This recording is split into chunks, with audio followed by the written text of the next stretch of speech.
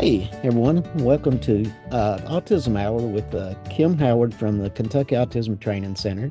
I'm Doug Smith. We're at the Kentucky Valley Educational Cooperative, and we're glad you're here with us this afternoon. And so, Miss Kim, I'll let you take it away and have a great evening and a great session. And thank you for being with us, and thank you for everyone that's joined us. I am Kim Howard, and I work for Kentucky Autism Training Center. I'm in and out of schools throughout Eastern Kentucky. My background is I'm a dual certified special education teacher with masters in counseling and in special ed. So that's me. I spent around 14 years in the classroom, have taught at all grade levels in that amount of time. And I still am in classrooms every week, not every single day, but pretty close. So today we are going to talk about inclusion-based practices. We're going to walk through some strategies for kids that are out there in the general education classroom.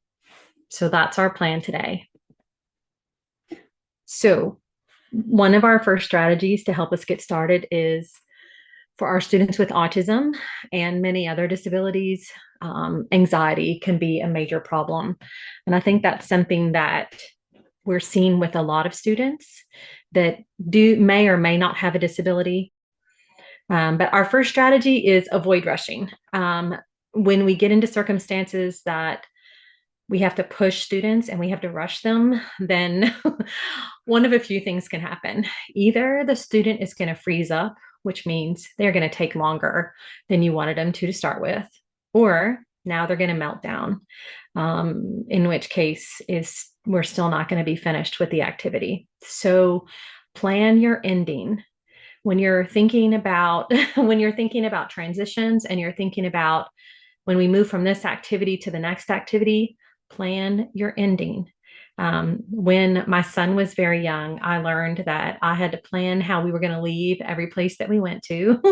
And the same thing needs to happen for your students with disabilities. Plan your ending so that you avoid rushing. Know that if this student needs additional time to process out stopping an activity, build in that time. Stop 5 minutes earlier than you had planned to, or 10 minutes earlier, and give them the time that they need to do that. Because if you rush them, then you're either going to end up in anxiety mode and they're no longer working and you're no longer accomplishing what it was. If you're rushing them, then obviously you need them to stop so you can move to the next activity. But for many of our students, the opposite is going to happen. If I rush them, then they are either going to freeze up or meltdown, neither of which will get me to my desired goal, which is to transition to that next activity. In brings us to our next topic, which is time restraints.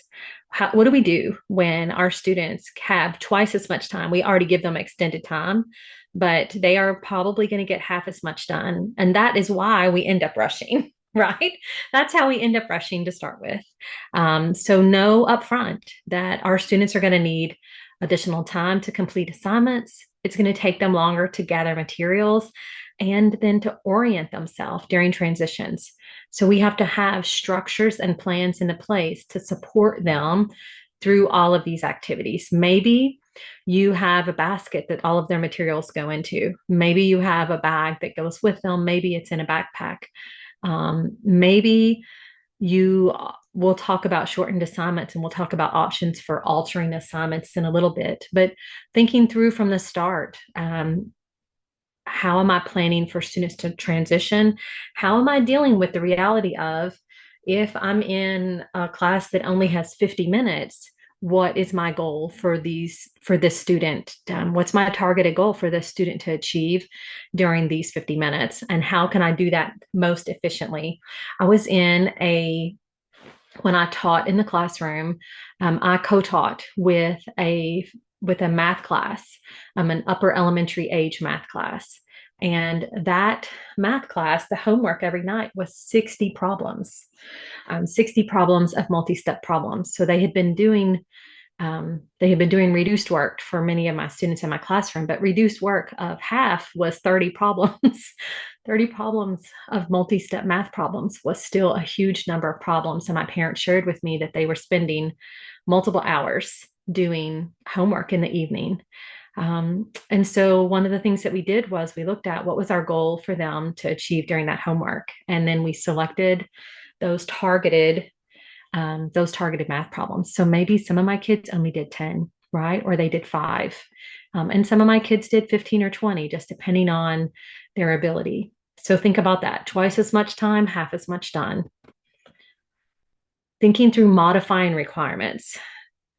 I have gone in and out every day.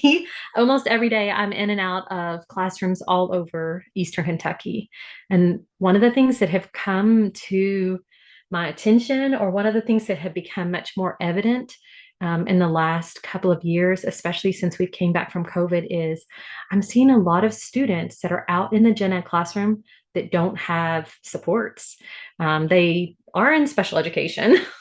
They should be receiving special education services, and they have a great special ed teacher, and they have a great gen ed teacher, but there sometimes is a disconnect between your special ed and your gen ed teacher. And sometimes they need to have a conversation about that student and how are we modifying their work. I did an observation on a student that I was in the classroom for 50 minutes, and I didn't see anything being done additional for them. There was no special, right? There was no special for their special education. And it wasn't a classroom, and it was a classroom that was a targeted skill that was a part of their disability, that there should have been evidence of modified requirements. There should have been evidence of additional supports for them. But in the 50-minute block that I watched, there was nothing done that was different for them. And so when I ask about it, it had been a communication error, right, between both of those teachers. Each of them thought the other one was the one doing it, and it ended up being that the student had fell through the crack. And I was there because the student was now engaging in behavioral difficulties because they were placed in a circumstance that they could not achieve in. So who is modifying requirements? Think about that conversation. And that could also involve a classroom assistant, making sure that everybody is on the same page and everybody knows this is what's appropriate for the student. How many problems are they supposed to do? If there's 20 problems, what's an appropriate number? Maybe we are changing the format of some of the questions. Maybe we are doing things like provide a transition reminder of saying, I do this with every kid I work with, whether they have a disability or not. Hey guys, in the next 5 minutes, we're going to move on to our next activity. And then if I can remember, I'll say, all right, guys, in 2 minutes, we're moving on to our next activity. Sometimes students need that. It could also be a visual timer. Maybe it is a time timer that counts down, the red disappears, and they know as the red goes away, then they're going to transition. Maybe it's our kids who need to be released early or late from class, right? They need to go a little bit before everyone, or they need to go a little bit after everyone so the hallway is empty, so that they can navigate the hallways better. Just thinking through, what is our goal in this classroom? What are we hoping that the student achieves? How can they best achieve that? And what is on their IEP? Are we making sure that we're actually implementing those IEPs? So managing the environment is another big piece. Managing the environment is something a part of antecedent-based interventions. We know for our students with autism, currently in the United States, the autism rate is around 1 in, I want to say 34, but I might be wrong on that. It might be 1 in 32, 1 in 32, 1 in 36, somewhere in that number. Sorry, the number disappeared out of my head right after I said that. That's the current autism rate, right? It's very high.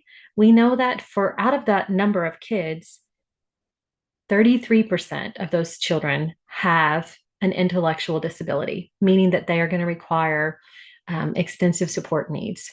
That means that 66% plus of our students are going to be out there in the gen ed classroom.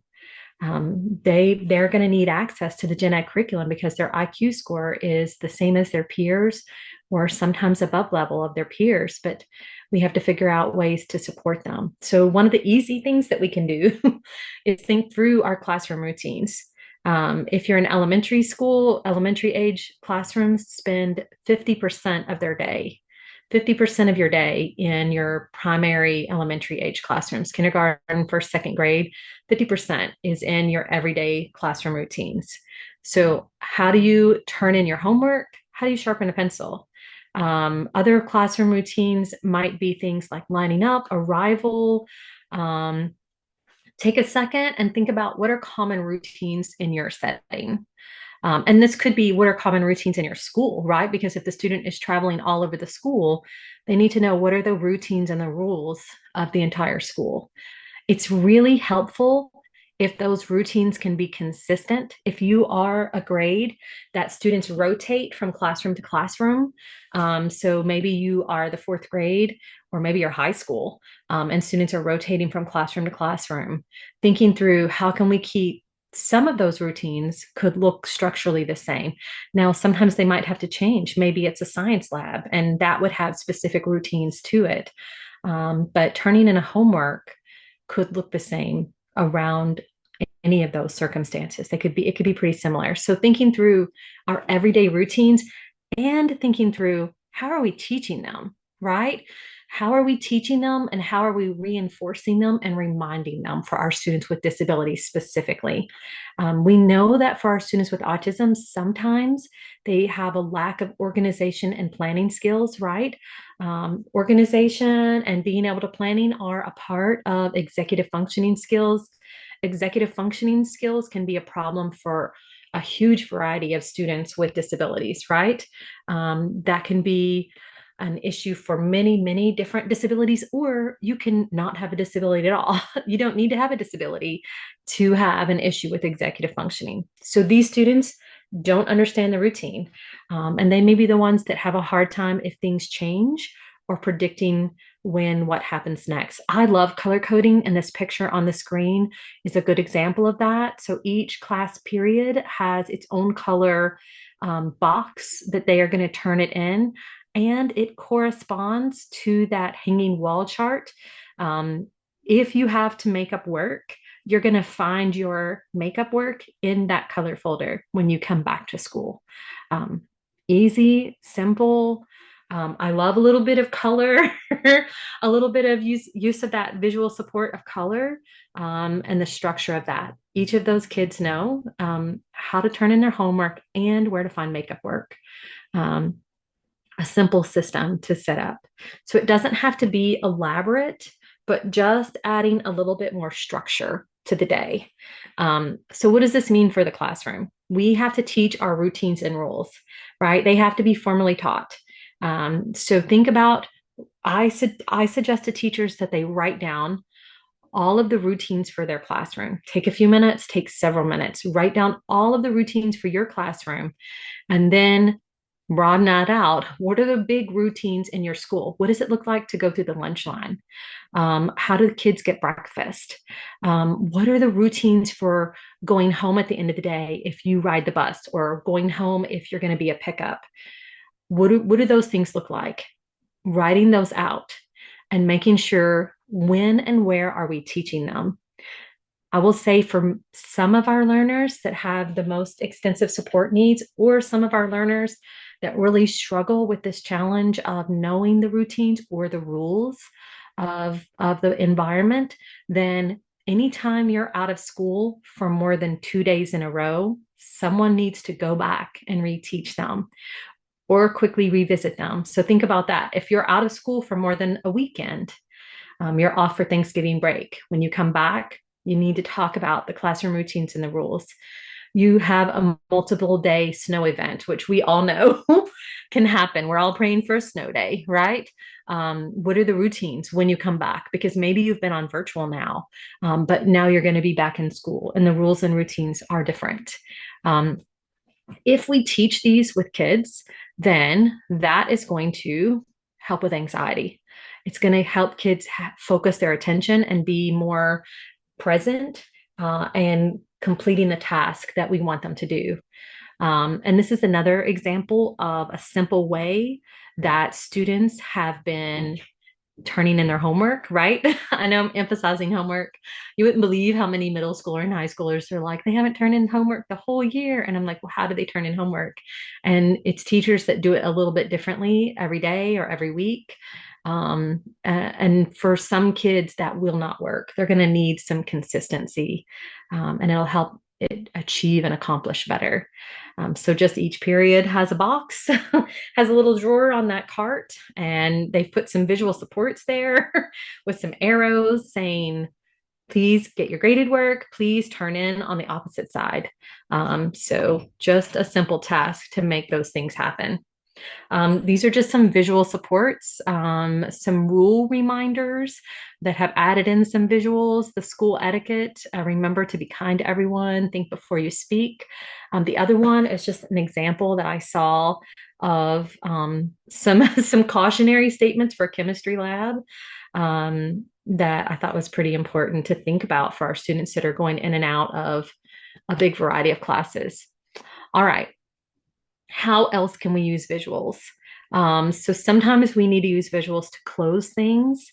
I have used this stop, close Chromebook, eyes on teacher. We have students that have a really difficult time transitioning from we're doing Chromebook activities to now we need to pay attention to the teacher. I'm sure you guys see that. You have students that have a hard time disengaging from the Chromebook, whether they have a disability or not. Um, then this is a nice little easy printable closed Chromebook, eyes on teacher, and the teacher just quickly drops it in front of the student and moves on. She's taught what this visual is. It's an easy one that you might use. A portable work system. I cannot say enough good things about a work system. Essentially, a work system is a it's in this case, it's 3 folders. Each colored folder represents a different subject. Um, on on the left side, it says to do. On the right side, it says finished, and that's as we're looking at it, right? It specifically goes from left to right in the United States.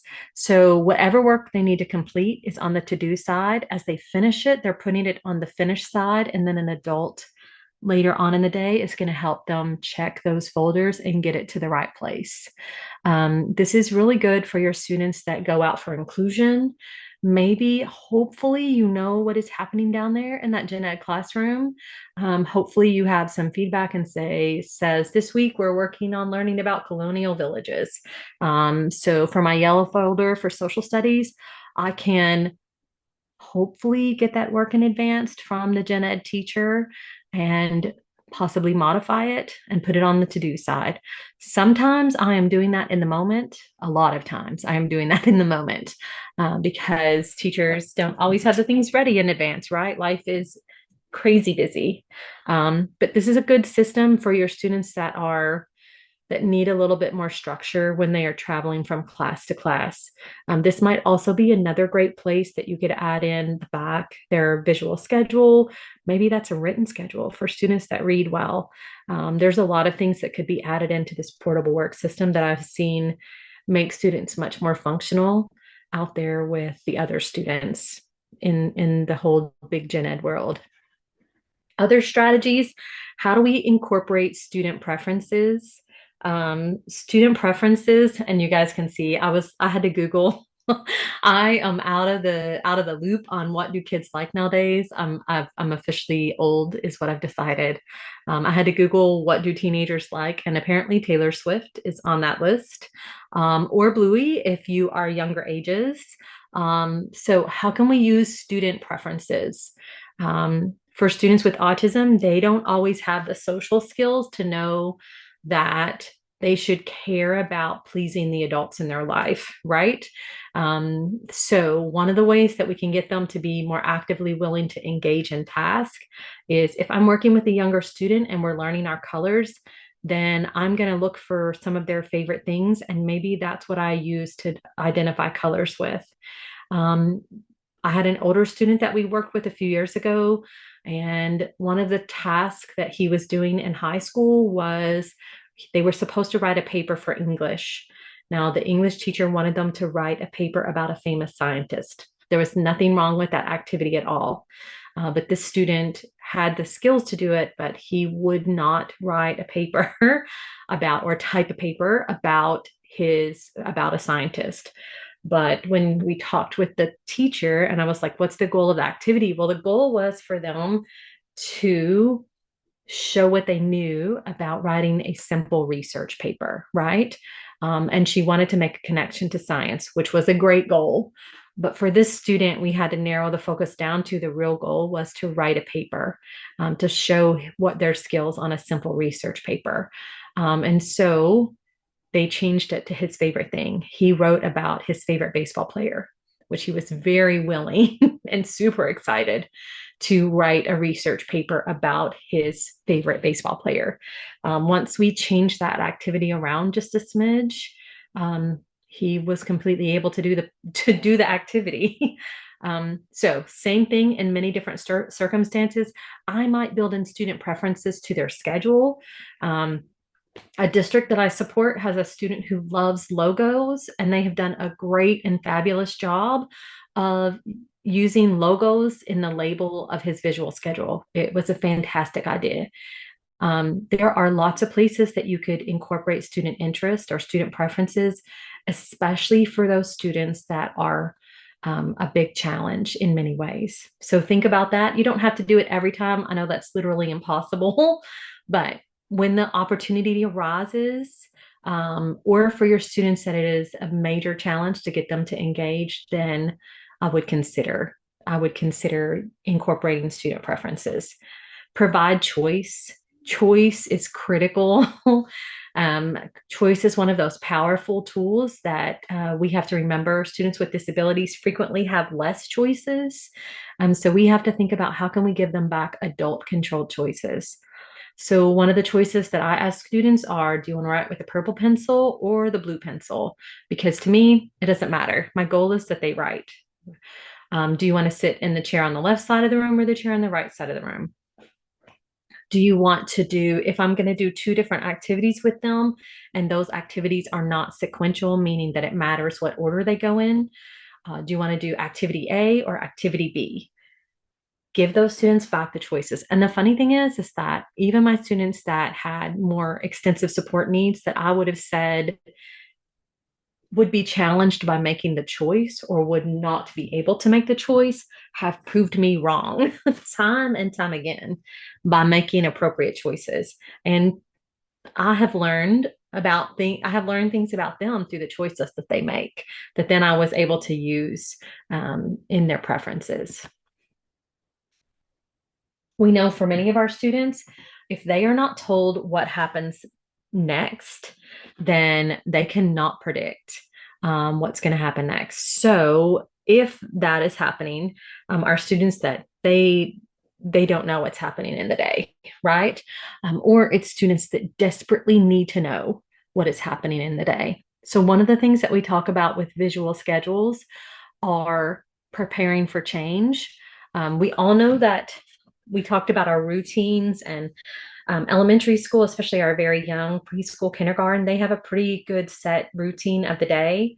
But we know sometimes things happen, right? Changes occur in the schedule, things outside of your control. Think about the Christmas holiday or our winter break. That last week of school, there are so many things happening and they're all good things, but they totally wreck your schedule. How do you help our students that struggle with anxiety, our students that really have a hard time when their routines are disrupted? How do we teach them that change isn't always a bad thing? So this is one of my strategies. The cool thing about these are, and the way that I teach them is once my student has a schedule, right? And we'll talk about schedules in just a minute. We've got our visual schedule. Within that visual schedule, if something is going to change, I'm using the change alert. Or I could use the other one, the change in routine card that I'm using for my student who is a great reader and has good comprehension. The change alert card, both of those, the way that I teach is if this is a student that has major issues if there is an unexpected change, meaning if there is something unexpected in their schedule, then they have a hard time coming back from that, right? It ruins their day. So this is my student to that. Every day at 10:30, we go to gym, but today we cannot go to gym. So since we cannot go to gym, then the student melts down. And that could look like a lot of different things. It could be violent, or it could just be screaming and crying, right? In that case, I am going to spend my valuable time teaching them how to deal with change, because what's the one thing we know about life is that changes happen, right? In the blink of an eye, things shift and change, and they're going to happen your whole entire life. One of my most difficult students that we did this with, when we taught him this change card, we started out with, and anyone have children or students that like watching videos of children opening items, so opening Easter eggs for the surprise or opening the little toy packages for the surprise. This was a kid that very much liked to watch little YouTube videos of other children opening Easter eggs or opening little boxes and finding surprises inside. So in the beginning, the first probably month that we worked on change alert with this student, we would make it a positive change. So the change was something that the student would enjoy. So today, instead of starting math right at 9:15, we took 5 minutes and we delayed math by 5 minutes and we worked on a change. So instead of math at 9:15, we will have a surprise. And so his surprise was opening little boxes of items. And you don't have to take away math time. And that wasn't the only time we did it. That was just the one that I thought of first. Lots of options there. But then after that month, we started changing it to things that he might like less. So change alert was, instead of math at 9:15, we were going to do our reading. So we flip-flopped our schedule and did reading first and math next. That wasn't as hard of a change for him, but it was one that he liked less, right? So we kind of did a hierarchy of things the child likes to things the child doesn't like, and we kind of went down the list. He was a student that had caused pretty serious injuries to staff members on days to where there were unexpected change. He melted down and became physically very aggressive. So for us, it was very much worth this because we knew that changes happen. Many students won't need that level of support, so you'll be able to simply teach this change alert card a few times and they'll just roll with it, right? But some students are going to need additional practice, and how much time that takes and how intensive you have to be will completely depend on the student that you're working with and the circumstances that you're working with. So one strategy, we know that as much as we love our routine, things change, and we have to have a way for our students to adjust and deal with that. All right. Another strategy, which is a part of the same strategy, is visual supports. I cannot say enough good things about visual supports. It's one of the number one researched evidence-based practices for students with autism. So everything that we're talking about today is a research-based, evidence-based practices. It's not something that I'm just telling you about off the top of my head, right?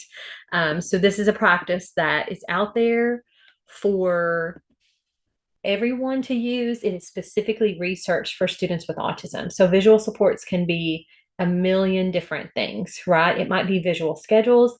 On the screen, these are ring prompt cards. They come from a website called Victories in Autism. These are highly effective for teaching. I use these for adult words. So I'm not giving this to children. This particular card is not, I'm not handing this set to children. I'm using this for the adults to give a visual picture to words that they're having to say over and over again to children. And you can see on that ring, there's a lot of cards. You don't have to use that many. What I tell adults are, what are the words that you have to say all the time, right? What's the things that you need to say over and over to your students? Well, maybe it's put your feet on the floor. Maybe it's sit in your chair. Maybe it's hands to self or nice hands.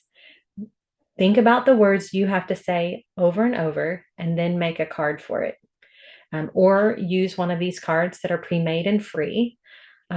Lots of choices and option out there. You teach a few cards at a time, right? Start with 2 to 3 for students, and then they will words disappear, right? We use visual supports because words disappear. And so these help the words not to disappear for those students that need a little bit longer to process out what you're asking them. Visual supports are highly effective. And unfortunately, it's one of the strategies that I struggle most to get school systems and teachers to buy into. But I can tell you that I have used them in my classroom. I have used them in my personal life. I have used them with all kinds of people, and we use visual supports. Think about your day. What are the visual supports that you have used today?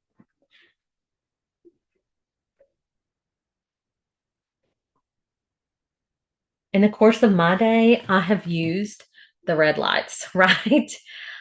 I have used the stop signs today. I have used my phone calendar. I have used my paper calendar. I have used street signs because I've been out seeing schools and I'm about to go on an even longer drive. I've read a menu today, which is essentially a visual support to know what is up on what options can I buy, what food options can I get today. Oh, restroom signs in the schools. Thank goodness, right? Those are important things to know. So we all are using visual supports, right? We are all using visual supports all the time. We just don't realize that we are. So when we think about this for our students with disabilities, we just have to be a little bit more specific in the visual supports that we are using. And we have to make sure that we have taught the students how to understand the visual support. So what does this visual support mean? So this is just a couple of examples of schedules. These are written ones. If you have a student who reads, that is phenomenal. Write that schedule out. It does not have to be picture-based if it's a student who reads and comprehends. I'm sure you all have written schedules out there somewhere. If you're like me, I love to make a to-do list just so I can check it off or draw a line through it. These are other examples of visual schedules. There's no right or wrong answer on what a visual schedule should look like for a student. It it just needs to work for them and to meet their needs. So there are a million examples of what a visual schedule might look like. Some students might need the whole day. Some students might only need a small piece of the day. Um, I like the one in the middle. They have the schedule across the bottom, and then they have specific directions written out for whatever activity that they're in. It's just a dry erase board. The phone example, I'm seeing some really good use of this with older students that are already have a phone or already have some sort of iPad or technology piece that they can use a calendar essentially in, right? A phone-based calendar in to put in some information for them about what's going on today. So good, loads of options. This can look a million different ways. So think about this for your student. Um, if I have a student who does not transition from activity to activity, if I have a student that builds up anxiety or builds up distress and upset as the day continues, if I have a student that cannot get from place to place, then I'm going to consider my first thing that I'm going to consider is some kind of visual schedule. It's my number one thing that I could consider and do. Simplified language. We talk a lot. We talk a lot, and that's not necessarily a bad thing, but we do have a tendency to talk a lot as adults. Students with autism have significant difficulties with social and communication skills. This is a core deficit and a part of their diagnostic criteria, right? Um, sometimes this looks like our students. Sometimes this looks like our students that are non-speaking, right? Sometimes this looks like our students that are great at verbal skills. They have so many words, but they might not have the right words in social context, right? We social communication. covers a broad range of the way that we interact with other people. And some of that is spoken words, and some of that is reading people's body language. I'm a fairly effective social communicator. If I'm walking down the street, so I live in Eastern Kentucky along with you all, we tend to be, not everyone is friendly, but in my area, if you're driving down the road, you wave at people. If I'm walking down the sidewalk, I'm going to wave and smile at people, whether I know them or not. But I have traveled into bigger cities, and people tend to tuck into themselves. They look at the side, they look at the ground as they walk past me, and they are kind of hunched in on themselves, and they are going by without making any eye contact with me. I can read the social cues of that to know that that probably means they are not going to appreciate me saying, "Hi, how are you?" So I can stop myself from doing that. For a person with autism, they may struggle to understand communication in social context. And this can cause a lot of miscommunications and can cause a lot of difficulties for some of our friends with autism, especially our ones that are out there in the gen ed world all by themselves. So one strategy that I see come back to bite us and to bite teachers is watch for literalness, right? Um, we live in Appalachia, we live in Eastern Kentucky. We tend to use a lot of sarcasm and we tend to use a lot of metaphors. Anybody ever said, "It's raining cats and dogs out here"? When my son was very young and I said, "It's raining cats and dogs out here," he ran to the window and he's looking out the window. He's like, "Where are they?" And I realized he had no idea what I meant. There was no cats and dogs, unfortunately. It was just raining really hard. We have to teach idioms pretty explicitly, especially for our learners and our friends with autism. We need to make sure that they understand these. So if you're a teacher and you're using these, or a school staff member and you're using this kind of language, you need to make sure that students know they know what it means, because their misreading of the social cues for this can be misread as noncompliance, or it can be misread as defiance. I always tell people the other thing with this is think about your teacher eye. Anybody, I'm sure you all, if you work in the school district, you know what the teacher eye is. It's the look that you give kids right before you're about to lose it. So everybody probably has the teacher face, that face that you give kids that you don't need to use words for. And if kids see you make that face, then they know to stop what they're doing and make another choice. For our friends with autism, we need to teach that explicitly. In my classroom, we would practice this at the beginning of the year. Same with my routines. I'd come back and visit it and I would say, "Hey guys, when I make this face at you, what does it mean?" It means stop what you're doing and make another choice. So I taught it because we use it. It can be a highly effective tool. It can be a highly effective tool. Other just good practices to have for our students are to think about things like using their name, making sure you have their attention before you give a direction or ask a question. Just making sure that you have gotten that attention. Maybe you're giving them the questions they're going to be asked in advance. Maybe you are combining, and I hope you are. You're combining your verbal instructions with pictures, gestures, you're demonstrating it, or written instructions. And ask students to repeat things back to you or to paraphrase it so that you know that they took away what you're asking them to do. Don't rely on yes or no to indicate that they understood, because kids quickly learn that the answer is yes, whether they have any idea what you're talking about or not. Be specific when providing instructions.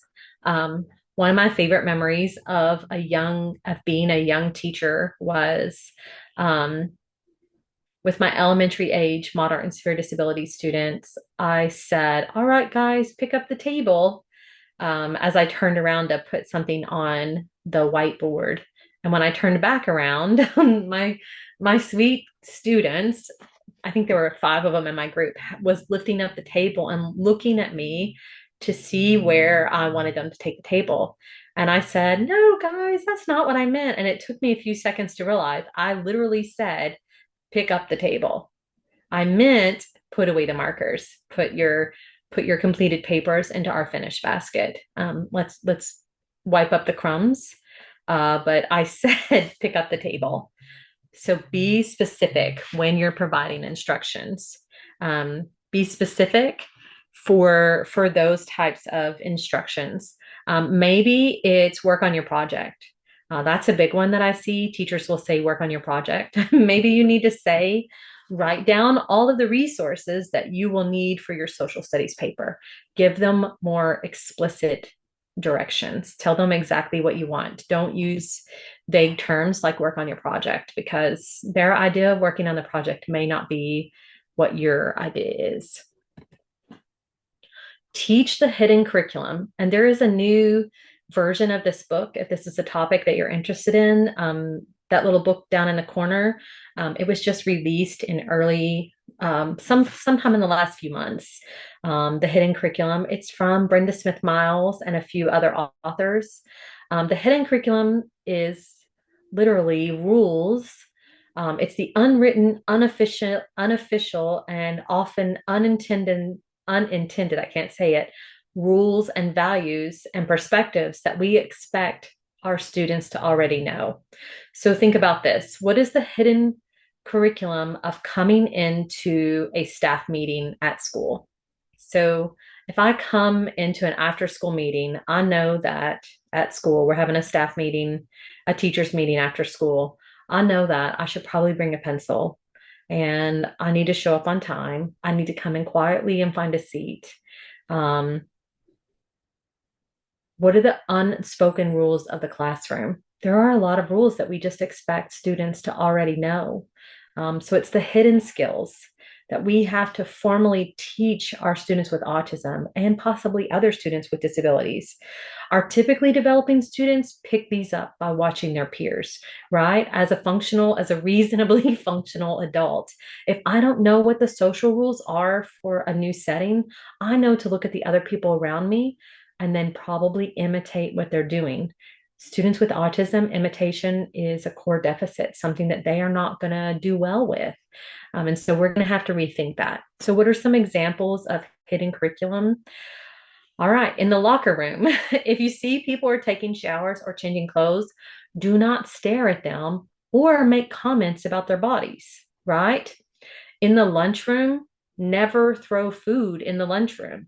Even if you see other students throwing food, do not throw food. Um, and there's several other examples, but there are a lot of just unspoken rules that are a part of our everyday society. And for some of our students, they will not pick up on these context cues, and they will look defiant or inappropriate when really they don't know what's going on. They don't know, they don't understand that hidden curriculum piece, and we have to teach it explicitly. The book, The Hidden Curriculum, Understanding Understated Rules in Social Situations, I encourage you to pick that up if that is something that is of interest to you, especially if you're working with a little bit older students, or even sometimes our younger students. The older we get and the more complex the classrooms get, the more hidden curriculum rules that there are. And the same thing in the work world, right? There are so many hidden curriculum pieces out there for all of us. Set a calm and positive tone for all of our students and for ourselves. How do we, as the adults, lead with a calm and positive tone? Thinking through calm down strategies for all of us. I encourage you to practice calm down strategies with kids when they are calm. A part of my classroom every day was my students went through some calm down procedures. Some of that was just like feelings check in. Some of that was practicing a breathing activity. Some of that was using positive self talk. And we did it when they were calm, and we did it every day so that it was a normal part of our day. So if I could tell that a student was building up to a meltdown or to aggression, then I could send them or ask them to do their calm down strategies, and it wasn't triggering sometimes. So I'm sure you guys have run into this when you work with students that have frequent meltdowns and you say, hey, let's calm down. Almost those words are triggering for them, and they are now, cats with their hair standing up everywhere. But if you make it normal and you make it everybody needs to calm down, we practice these every day, We practice these when we are calm. Then you can send kids to practice those calm down routines when you can see them the stress or anxiety or meltdown building, and it will sometimes prevent it and be an awesome thing. And that's what we want to happen for all of our students. Calm teacher equals calm student. Calm staff member equals calm student. I will say, I tell teachers and I tell school staff, know what your trigger is. Everybody has a trigger, things that happen with students that just make you feel bonkers or drive you up the wall, or they are so overwhelming that they're going to upset you badly. Know what triggers your students so that and know what triggers yourself. Because I know that if I am working with a student, I worked with a coworker who despised being spit on. Now, I'm not saying that being spit on by anybody is ever nice. It is not nice. But sometimes there are just things that it's really hard for you to tolerate. And this particular teacher, if a student spit on her, she was done. Her response was going to be she was going to over respond and over punish that particular child that was spitting. So we had a deal. If he spit, then I came and dealt with it because she was not going to be, she could not be calm. So have a phone a friend, think through how do you handle when students push your buttons. What is your plan for your own self? I have told students, you know what, I'm in a timeout if it was safe to do that, and it's not always safe to do that. Have a plan in place for those students that need more support. So think about using a calm voice, give the facts. I'm not saying that we want to approve of what the child is doing or the student is doing, but we have to figure out how to remain calm. And I say that knowing how very hard that can be. So go into it with a plan, especially if you have a student that is frequently going to push your buttons or see what they can kind of do with you. Listen to the words that our students speak. Often students with autism speak in a monotone voice. They may not have a lot of facial expression. They may be very monotone when they are even talking about an item that's really important to them or really urgent. What they may not show how upset they are. Sometimes it may be more flat. So what it might be is I can't find my books. I don't understand the directions. I have to go to the bathroom now, and I can't do my assignment until after I go. It could be I can't. It might fall down to I can't find my book really meant I can't concentrate because I'm upset and I lost my Pokemon card. My pencil lead broke, and the rule is that we can only sharpen pencils between classes. I had a student that got in trouble because there was a rule that said you could not sharpen your pencil during class. And he had two sharpened pencils, and they really did both break, not because he had broken them. And so he did not know what to do at that point because no one had taught him what happens. And the rule was you cannot sharpen your pencil. So he wasn't working. And it led to a terrible meltdown and a terrible circumstance that the student he didn't know what to do.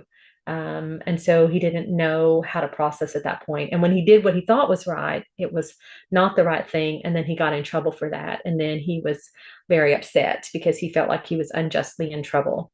So seek and offer clarification. Look for the meaning behind the words with our students. Provide reassurance, right? Provide a daily schedule and refer to it frequently. Use some kind of time timer or visual timer in your classroom. Make sure that you're teaching non-literal language. For example, just a second. I had a student that counted down the adult in the circumstance said, I'll be with you in 1 second. And the child counted 1 second, and he fully expected that they would be there. And it caused a miscommunication that they said they'd be there in 1 second. They were not there. So reduce uncertainty. We know that students with autism feel anxious. We all feel anxious if we feel inadequate. Anybody ever been in a circumstance to where you knew that you didn't know the answer and you knew they were going to call on you? It's really stressful. So tend not to ask questions if we don't know what they understand. Ask questions on the side. thinking through of maybe you're pre-teaching them if you ask everybody's questions out loud, maybe giving them a question up front before the class starts so that they know what their question will be and they can prepare for it. Just thinking through some of those pieces. We know for our students with autism, they live in an unpredictable world. Um, we have to be responsible for teaching content, but also independence. And these are our relatively easy to use strategies and consideration, but they require thought. You have to think these out and practice them until they become more automatic. All right, and that is my email. I am finished, and I appreciate your all's time. Again, thank you, Ms. Kim, for being with us, and thanks everyone for joining us today. I'm Doug Smith from Kentucky Valley Educational Cooperative, and you are? Tell us who you are. Howard, Kentucky Autism Training Center. I still remember who I am at this point in the day. Awesome job. Thank you. Thank you, folks, for being with us, and thank you, Ms. Kim, and we'll holler at you later. Everyone be safe, be kind, be exceptional.